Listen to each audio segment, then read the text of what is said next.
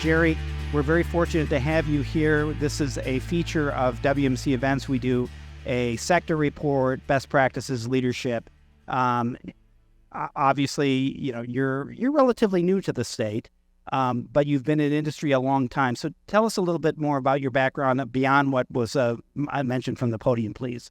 Yeah, so I guess it's really pretty intimidating to follow Chewbacca from last year. I have to say that right away. He doesn't like being called Chewbacca. Remember, that's right. Sorry, that was the other one. He had the fit. Yeah, right. So, so it's great to be here with everybody. I've been in industry for about 35 years now.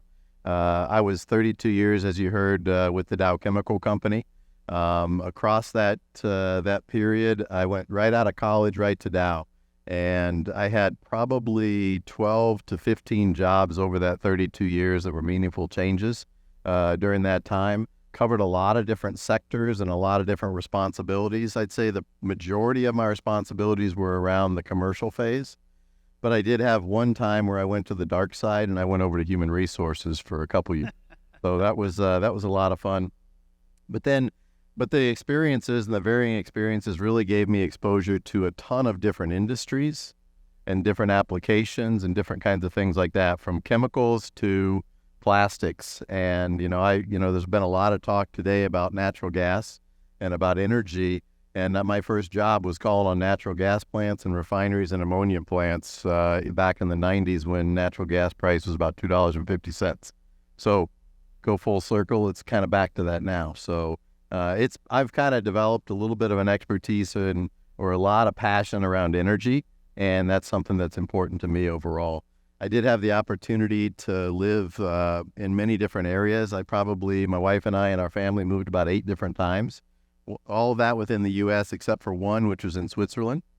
So with that, you get to learn a lot of different things, and over the experiences as well as the geographic plus the different roles, you kind of learn a lot about what maybe influential leadership is like versus what people leadership is like and that kind of thing. So I've tried to go into every job that I've done with an attitude of I've got a lot to learn and hopefully some to contribute, and that I can continue to grow myself and grow the people around me. So it's been fascinating. We'll want to talk a little bit more about energy. It was brought up during the site selector presentation. It's obviously a big issue. I was talking to 2 representatives from Dairyland, Power, and Alliant just before we came up on stage about those challenges and how they affect economic development and just making sure that Wisconsin is competitive. So we'll get back to that. But tell us a little bit more about Teal Plastics. Is it in Baraboo, Wisconsin? Right. So Teal is a company that started privately back in 1951. So we're 70 plus years old. Really got its start in the ag and the vet services area, basically making glass insemination tubes. It became Teal Plastics when basically glass went to plastic, and it started the extrusion side of that and developing, new technologies for that. So it was basically morphed into a plastics company from that. Jay Smith, who a lot of the membership here at WMC is pretty familiar with, he actually purchased Teal Plastics in 1999. And I'd say that Jay really bought a technology company. But what he did with that is he looked at it and said, how do we become more successful than even they had been before? And he really tried to look at it and say, hey, we should be implying or using engineering solutions to really sell this thing. We can do very tight tolerances, so that's great. And we want to participate in very highly regulated markets. And he really kind of got with the team, some of which are here, and they created a mission, which was to make products that matter and make lives better. And that's kind of how Teal got started overall. So talk a little bit more about Teal from the standpoint. You mentioned Jay Smith, who was a past chair of WMC. He had me tour Teal Plastic. I've been here 12 years, so this was probably 10 years ago. And then I came and visited you probably a year and a half ago, right, and there was a lot of change. Talk about the acquisitions that you've made. Yeah, so we really haven't had any formal acquisitions, but what we've done is we've grown organically. And the big thing that Kurt's talking about is we had 3 facilities in the Baraboo market at that time, and we added a 4th facility. That 4th facility, basically we went into an old building that was a printing press that basically went out of business during COVID. So we were looking to expand in the industrial pipe market segment to make high-density polyethylene pipe for conduit and gas pipe and even medium density and gas pipe. So we were looking to expand and we needed space. So we basically signed a lease, according to Christian over here, on like November of 2021, and we were pushing plastic on February in 2022. I think, Kurt, you came in probably around May. Yeah. I think it was a nice Chamber of Commerce day. It was. Out for you. And but what we kind of had was, in our old facility, we had one line that was sometimes used for pipe. And if you go into that same facility today, we've got, we'll have our 12th line started up, basically in February of next year. So we've continued to grow. They're long lines. They're automated lines, and they're doing really great. And really, it's like you look at it, and it's an environment. When I said make products that matter and make lives better, that industrial pipe business fits right in there. We heard a little bit about data centers and data and all this stuff in some of the earlier presentations, but telecommunication, fiber optics, broadbanding, connecting rural communities makes lives better. And that's really what conduit does. You put conduit in the ground and you pull fiber or you pull cable through that to make those connections. And ultimately what you're doing is you're leveling the playing field for everybody to compete in the world. And I think that's a great testament to that. But that business, we've seen exponential growth, and we're going to continue along in that same space. You've mentioned twice in that answer, make lives better. Yeah. Talk about how you saved lives or helped save lives during COVID-19, please. Yeah, so I mean, Teal got a lot of notoriety, I believe, because we were one that really stepped up to make COVID test strips or the COVID swabs, essentially. The way that all happened, according to the team, I wasn't here yet. So according to the team, was we were making swabs for a customer already, and basically everything hit the fan. Let's just say it that way, right? And the customer called and said, "Hey, we need more help." And basically, Teal did a kind of a 3-step process to that. One is the line that we had that we could make swabs. We said, hey, that's all it's going to do. It's going to make 100% swabs, and it's going to make them 24/7. Then I think the creativity really started, because the creativity of Teal is I've never worked with a more creative, talented workforce that's focused on the essence of time and getting things done. It's amazing to see that. So we had a bunch of engineers basically get together and cobble another line together so we could double the output of swabs in that way. At the same time, while that was going on, the team worked very closely with the customer, the Department of Defense, to get new equipment ordered so that we could continue to expand and meet the needs of that. And to this day, we've made over 2 billion swab sticks to help with that process. Probably, Kurt, one of the lesser known things that we did in Teal was really more around the breathing side of things. If you remember during COVID, one of the big things that hit the news a lot was there was ventilator shortages. You couldn't make them. And I mean, companies like my past company, everybody tried to figure out, can we be a part of that? Can we be a part of that solution? Can we make ventilators if we redeploy things? All that kind of stuff. Everybody was doing everything there. We had a customer that came back to us, and we have another technology. And I remember seeing this when I toured the plant with Christian, I think it was at the time, in August of 2021, as I was looking to come to Teal. They had a line set up, and basically it looked like, to me, it was making high-test fishing line. And it was going on a reel. But that high-test fishing line, then I was really impressed, because they said, "Jerry, that's hollow." And I said, wow, that's what you call tight tolerances. So essentially, there's a technology that one of our customers uses that puts a bunch of those tubes together. You put water through the tubes, and you pass air through. Essentially, what you're doing is you're heating up the air, and you're providing humidity into that air that people would ultimately breathe. Okay, so in that process, essentially, before you went on the ventilator, this was a step before that. So essentially, you didn't deteriorate your health condition as much in needing the ventilator, so you stayed off the ventilator, because if you remember at the time, people weren't coming off of ventilators. Not successfully. Right? So it was a technology that was done there. We were already making it, and again, I think it was on like December 31st, one of our engineers got a call from the customer and said, "Hey, Houston, we have a problem. Can we do some more?" And basically, he worked with equipment suppliers and everybody else to cobble another line together and actually make a second line and doubled the capacity during that time period. And it was all done. I mean, it was a great engineer that took the initiative and said, hey, we can help. It's funny because in part of our culture, we do skip level meetings, and you talk to the operators and you say, why are you here? And I'll never forget one of the first ones that Deidre and I did. Deidre Richards, our HR director here, she, one of the first ones, they said, well, I remember what you were doing in COVID and I wanted to be a part of that. So that makes lives better. It's pretty cool. That brings me to culture. At some point, I want to get back to that, but you also brought up something else about teal plastics. And I did notice this when I toured with Jay Smith 10 years ago, and when I toured your facility again a year and a half ago or whatever it was, and that was the automation. You mentioned the automation. Automation is revolutionizing manufacturing. I see it all the time. Significant investments being made for a variety of different reasons: quality, safety, workforce shortage. So let's talk a little bit about what you're doing on automation, what you're seeing just broadly in the manufacturing sector. And if you could, and I know you're not an expert on it, but if you could, talk a little bit about how AI is going to change all of that.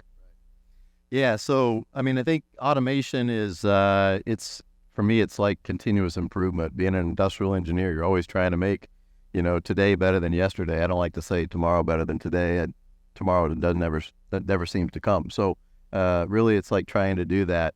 I think one of the big challenges that you've got is how do you take fear out of the workforce of automation? People are fearful of their jobs and that kind of thing. And I think Teal did a really good job, and again, before I was there, of taking some of that fear away. What they started on automation was they started doing things that people did not want to do. And that's where we started automation. So then it gave the employees time to actually do the things that mattered and started to inspect our products better or make our products better or whatever that they could do to make us run faster. And that's where I think you get the benefit of it, is it allows you to continually improve as we go. Now, we continue to invest and have grown significantly at Teal. And when we do that, it typically requires equipment to be invested.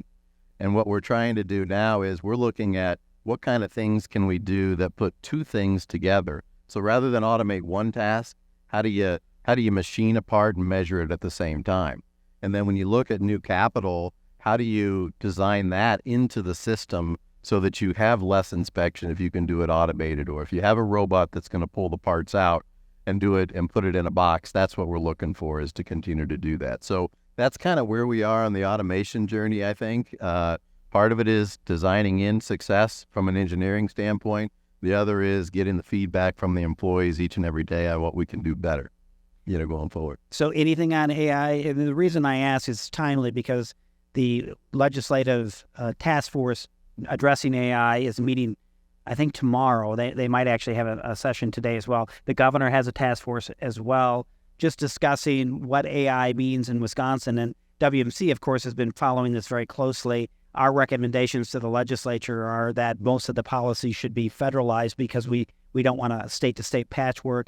And then we want to incentivize K-12 and post-secondary to focus on AI because we want to be a global leader of it going forward, because we think that it holds the promise of making the U.S. more competitive.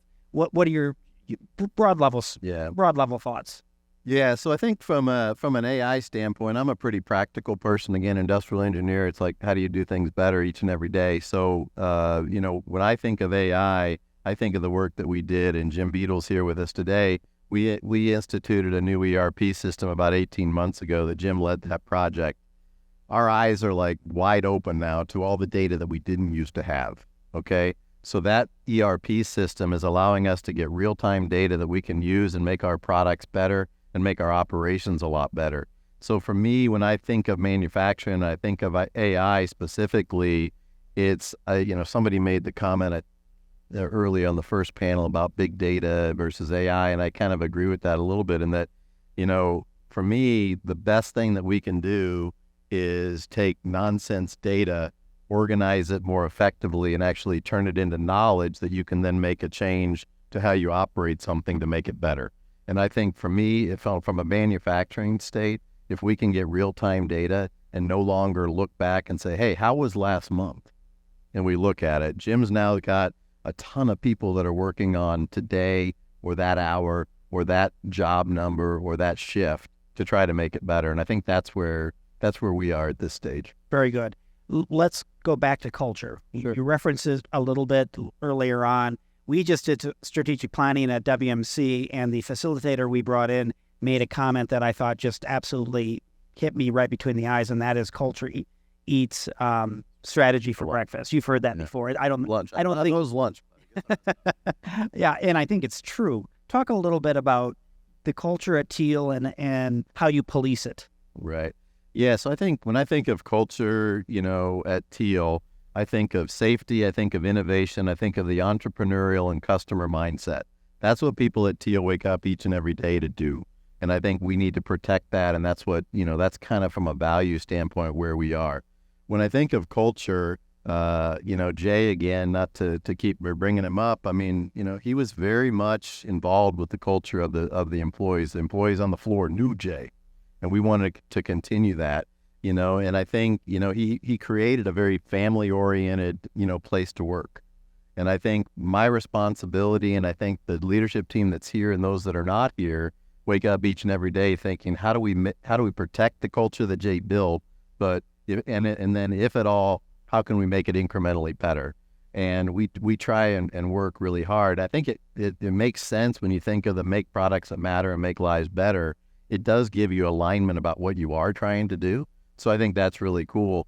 But, and I think big things are important to us. Like if we can help with COVID, that's great. If we can help with the infrastructure deterioration that's going on and rebuild that, whether it's, plastic pipe that replaces a metal pipe or a different type of plastic or connecting communities, those are all great things. But I think when I think of Teal and protecting that culture and building on that culture, we really spend a lot of time on developing the little things, doing the little things. And what I mean by that is, we want to touch our employees from the day that they get there to the day that they retire.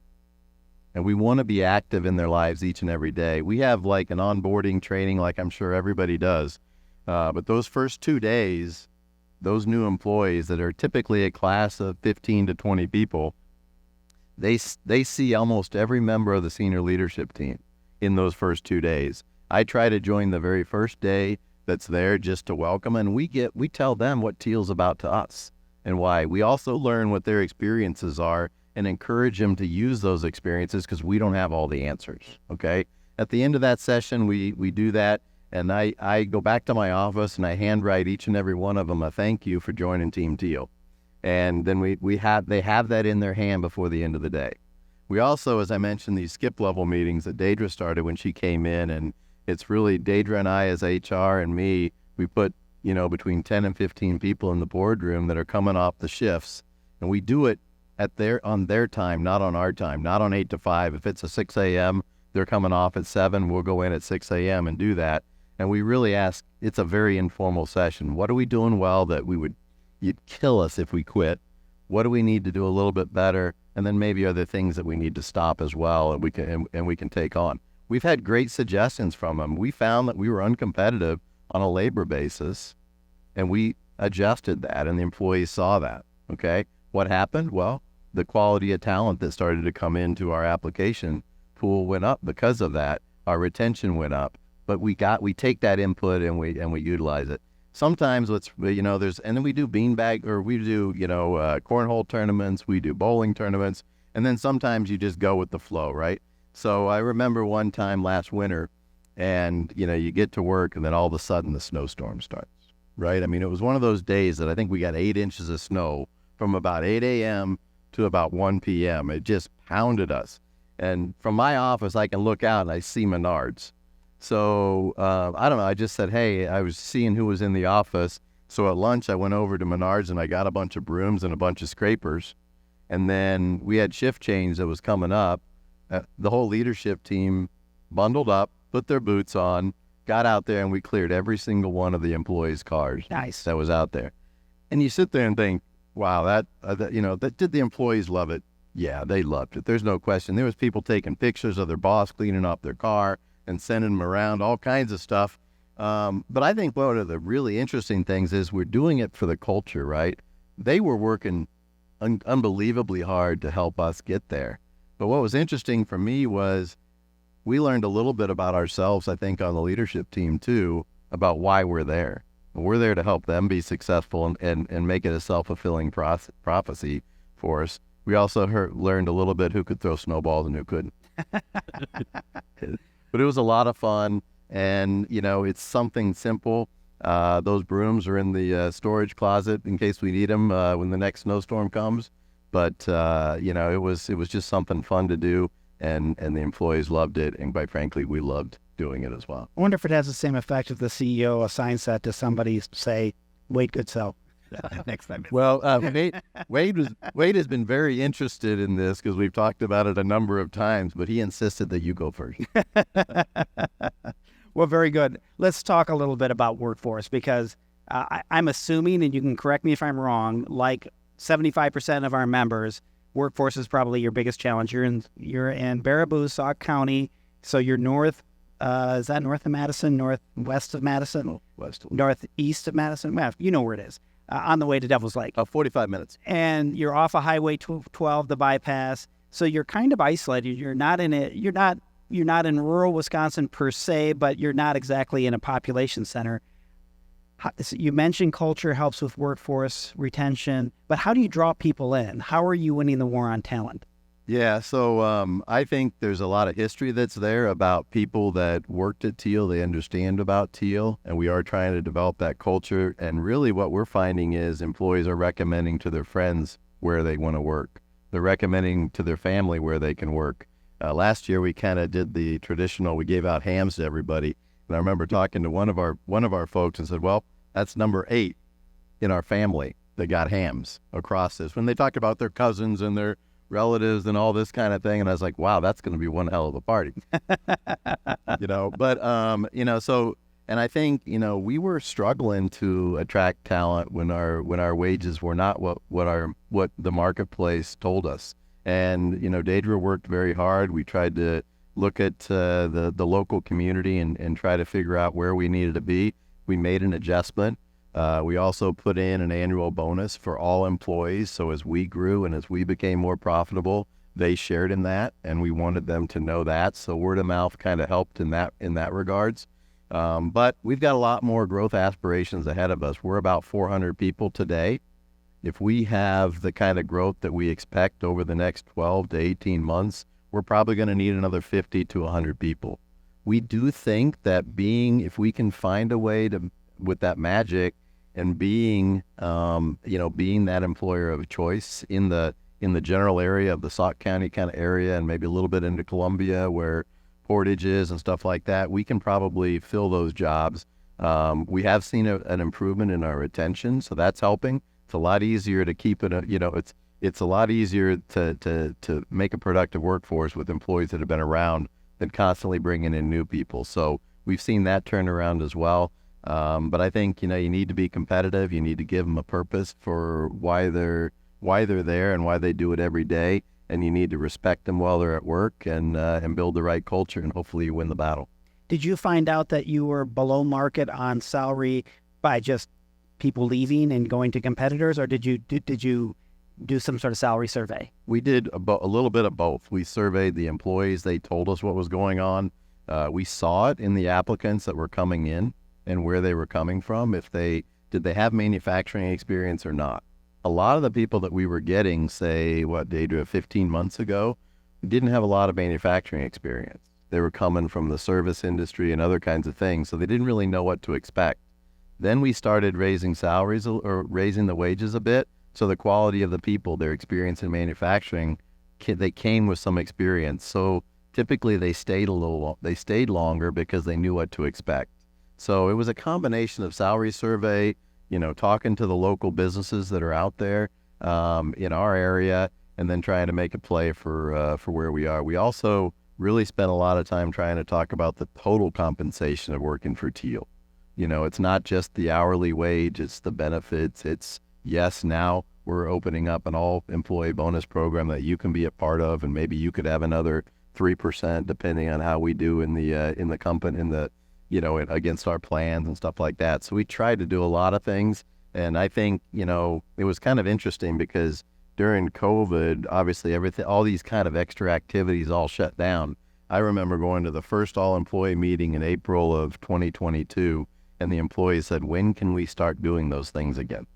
You know, it was kind of a hit or miss. And then the other side of it, I think, again, based on the culture, what I heard was everybody struggles to get people back to work nowadays, it says, right? Yeah. When we brought people back, people wanted to come back. We had a hard time making them stay away. They wanted to come back because they knew the people. And of course, you know, Christian and Jim would know this better than I, but it was easy to get the people back, you know, because they like the people that they work with. And I think it's all part of that. So you're on the WMC board of directors. You were at our last meeting. We had a conversation about the economy. And one of the things that came up is that there's a sense that the economy is slowing down just a little bit, although the unemployment numbers are still relatively strong at the U.S. and for Wisconsin. They've ticked up a little bit, but still historically low, below 4%, which is what economists will say that is full employment. But we're now beginning to see businesses report that when they have job openings, there are more applicants, more people showing up for the interview as opposed to ghosting them, and then showing up for the first day of work. Things that, 10 years ago would have just been a no-brainer, but it's seemingly an anecdotal evidence that maybe things are slowing down. Are you experiencing something similar? Yeah, I think, it just depends on how you look at the economy. So when you say, I listen to CNBC Squawk Box every morning on my 45-minute drive up 12. So I'm an admitted, Squawk Box junkie.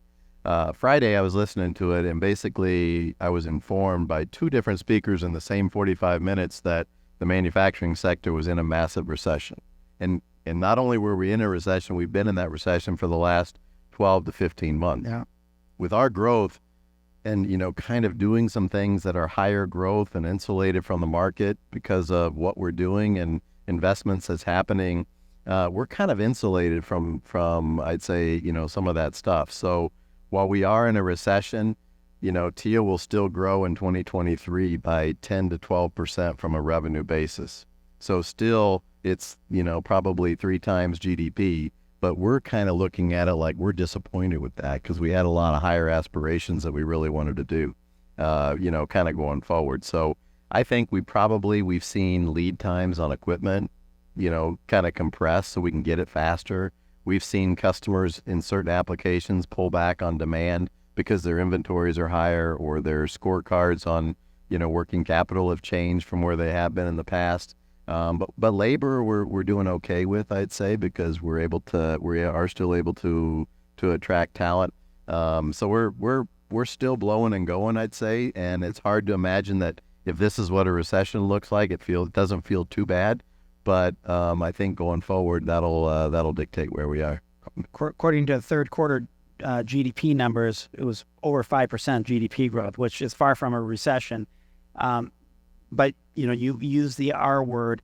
Again, at the same board meeting that you were at, we had one of our board members, a banker from BMO, make a comment that, no, we're not in a recession, but we're in something, meaning that something negative is happening out there, or there's just an overall feeling that something bad is going to happen.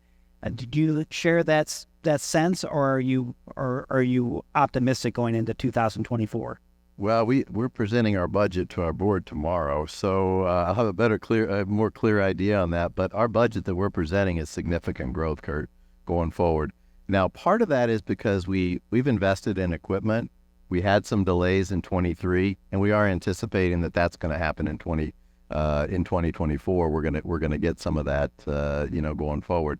Whether it's a bear market, whether it's a bull market, whether it's a Goldilocks scenario, God only knows. But we're going to focus on trying to deliver what we can do, which is hopefully a significantly better, higher result in 24 than we had in 23. Yeah, it seems to be a bipolar economy. You get good news one day, bad news the next day. There just seems to be an overall malaise about where things are headed, and I think that has a lot to do with just the troubled times that we're in. Yeah, when you look at what scares me a little bit is, it seems like we're going to watch interest rates, right, and we're going to watch job numbers.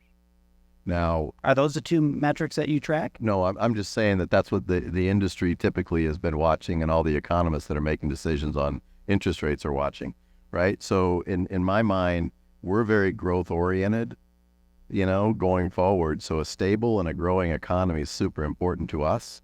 What I think we could find out is that if interest rates, I mean, what is it forecast? It's not going to go up much, and it'll start falling at some point in the future, whether it's in the second half or at the end of the first quarter, who knows, right? But if it happens faster and if it happens earlier and at a faster pace, now I'm concerned about the economy, because that's probably what drove it, kind of thing. So it's a little bit of a double-edged sword. You mentioned interest rates, obviously being driven because we have high inflation. It's meant to combat it, drive them down. Questionable whether or not that's happening. I mean, inflation numbers is still going up, but maybe not at the same higher rate that it was, say, a year ago. What's a bigger challenge to Teal, the inflation or the higher interest rates? Jim, inflation. He answered interest rates. Yeah, but for me, that it's twofold. One is the interest rates are what we pay every day. The inflation really is harder to predict, and it's the uncertainty part of what's that demand going to look like, depending on what people can spend and what they will. So I think the answer is both, frankly. Very good. I said I was going to talk energy. We've had you actually talk at other WMC events about energy. You know an awful lot about the topic. Just generally, maybe a little bit of reaction from the discussion on the site selector and just how important energy is to a state's economy and making sure that you have affordable, reliable power. Yeah. I think that session was amazing. And then, Brad mentioned it in the last session on economic development. And really, I'm a fundamental believer that manufacturing grows when you have a stable, predictable environment of energy. And the data shows that. I mean, if you look at labor, and I've studied this, if you go to 1990 to 2000, there was 11.5 million jobs in the manufacturing area. Guess what was going on with natural gas during that time period? It was affordable. It was stable. It was about $2.50. From 2000 to 2011, you went from $2.50 to $14, and on average was at $7. The whole energy complex around the world increased. What happened? Offshoring happened. We talk about onshoring, but offshoring was driven there because you had to chase low-cost labor to make any money, okay? What happened after that period of time in 2010, really it was 8 and 9, shale gas was developed, or shale gas became accessible. Guess what happened to natural gas prices? Down to $4, down to where it is today at $2.75. What happened with manufacturing jobs in that same period from 11 to 2019? 1.2 million jobs were added in manufacturing. You want to grow in manufacturing? Have a reliable, dependable energy. Now, whether or not that's solar, whether or not that's wind, whether or not that's small-scale nuclear, whether or not it's better utilization of hydrogen, I do think it's going to take all things to make it come together. But for me, stable energy is something that, if we want to know what the federal government can do, is have a stable energy policy across administrations. These are big projects that cost billions of dollars. If you're worried about making an investment 5 years from now because there's a new administration and their position may have changed, you might have just thrown away, with the stroke of a pen, billions of dollars that you invested. We can't have that. And we need all forms of energy in order for the economy to grow, manufacturing to grow, onshoring to happen. This is an enabler for us. Competitive energy against the rest of the world, all forms, will drive growth in North America and give us a competitive advantage to continue to thrive. Great point, and we'll end on this. I started out by talking about we're creating this Wisconsin Defense Industry Council. Obviously, manufacturing is important not only to the economy but to national defense. Energy critical to national defense, and the Biden administration has been trying to incentivize reshoring. Now, we definitely want reshoring. There's been a lot of nearshoring. We know that a lot of folks have moved out of Asia and into Mexico. I guess that's better overall, but I'd prefer them to move to the United States and specifically to Wisconsin because I'm an advocate for Wisconsin manufacturing and business. Can you just broadly talk about, beyond energy, what other policies would we need to truly create that manufacturing renaissance that we're capable of, because we control our own destiny in this regard? Yeah, I think, after energy, I'd say regulation and ease of doing business. If it takes you, we heard from the Alliant Energy gentleman, it'll take you 2 years or 3 years to get this permitted, but 18 months to build the project.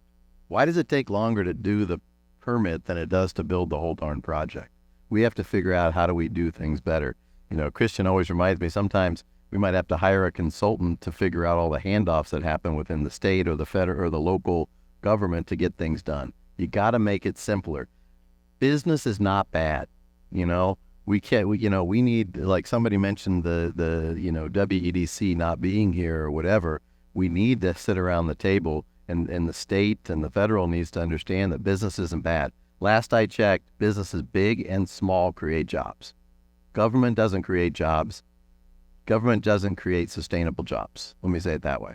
They create jobs, but they don't create sustainable jobs that add value. Businesses do that.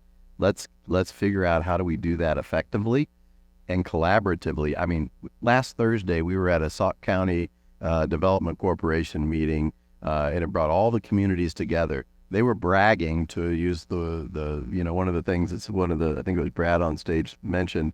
They were bragging about all the projects and the things that they were doing, but they're also measuring themselves about how many jobs are they creating, how do they get the funding, what are they doing on the education system to make it better. It's like locally, if we can connect that local community to the state and then ultimately to the government, I think we're gonna be a lot happier with our results.